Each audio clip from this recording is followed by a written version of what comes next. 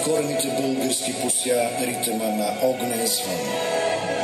И обладани от жажда за живот, върху въглените от жарава, с неспирен зов пренесахме до тук стъпките на Аспарух.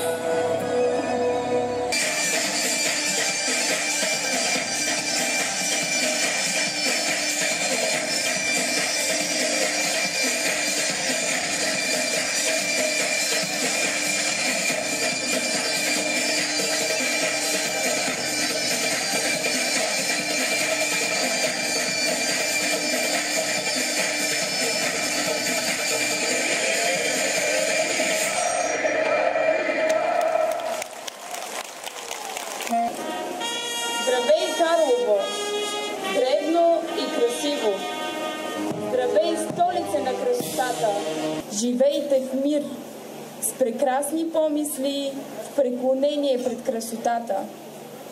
Съграждани и гости на Карлово, повелявам днес да бъде ден на всеобщо веселие.